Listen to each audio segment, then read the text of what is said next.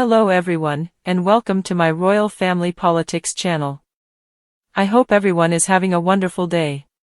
Before we begin, please hit the subscribe button and give this video a thumbs up. Sophie, the Duchess of Edinburgh, was once on the verge of receiving a title that eventually went to Kate Middleton, but Prince Edward's decision prevented her from receiving it. Prince William and Kate Middleton have been referred to as the Prince and Princess of Wales ever since King Charles ascended to the throne in September 2022, following the passing of the late Queen Elizabeth II. As it is customary for the heir apparent to be named Prince of Wales, Prince William was bestowed with the desired title upon becoming the first in line for the throne, and his wife, Catherine, was named Princess of Wales. But before King Charles took the throne, Kate and William were commonly referred to as the Duke and Duchess of Cambridge, titles that the Queen gave them when they married in April 2011. Even though Kate had been the Duchess of Cambridge for more than 10 years, the title was nearly snatched years earlier by another member of the royal family.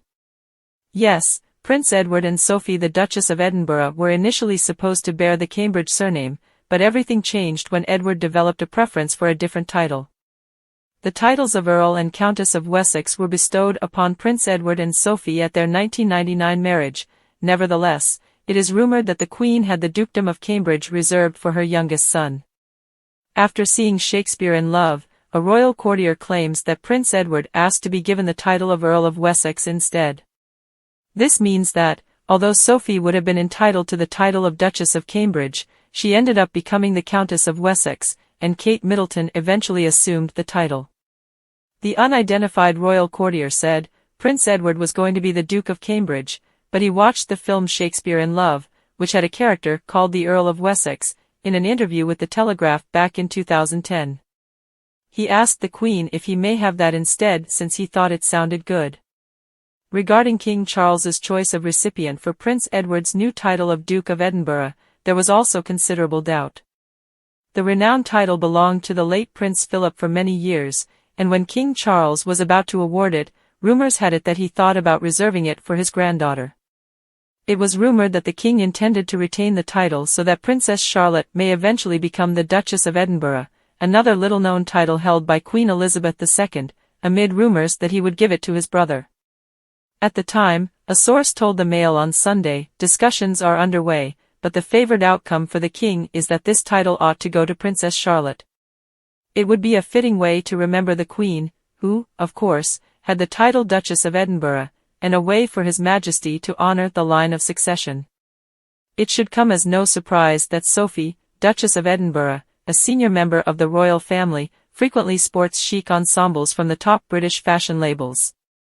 She has gained recognition for her classic style with a playful touch, which frequently takes the form of an eye-catching headgear or striking nail art.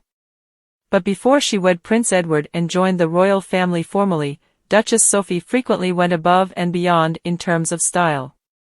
One of our favorite outfits from Duchess Sophie's pre-royal days is her leopard print two-piece. She loved everything from short bob hairstyles to small dresses. In March 1999, she donned the seductive blazer and skirt combo to see the ballet Dracula at the Sadler's Wells Theatre with Prince Edward.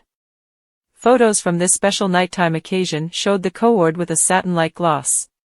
When Kate visited William for 2 days in April of last year, that was the last time she was in Wales. She balanced 7 boxes well, but did she receive a gratuity for her efforts? During their competitive tandem abseil down a cliff, Kate was overheard telling William that, "It's not a race."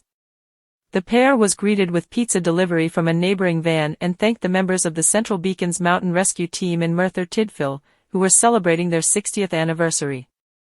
As part of a rescue drill, the Prince, who represents mountain rescue in England and Wales, also had to pull a volunteer onto a stretcher.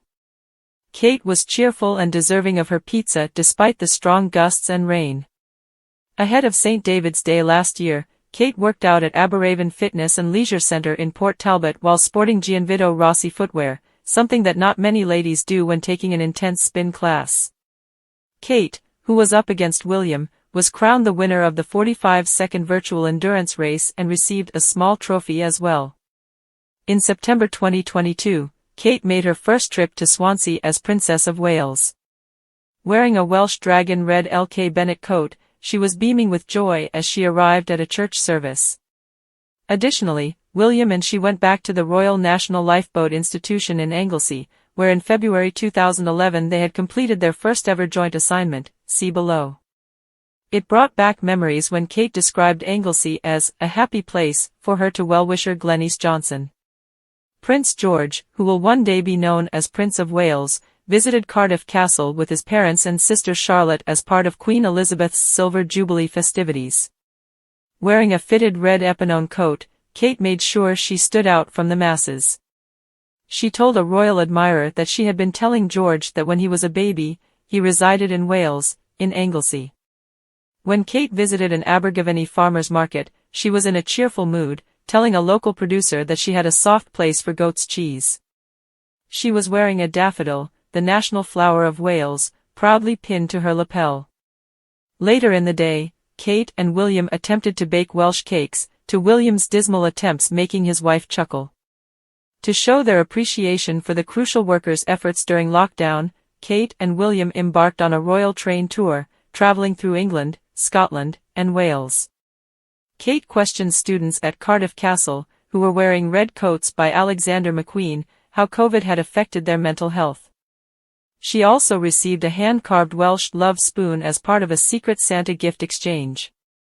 While Kate didn't wear her heart on her sleeve, she did wear it around her neck when she went to the South Wales shore towns of Mumbles and Port Talbot.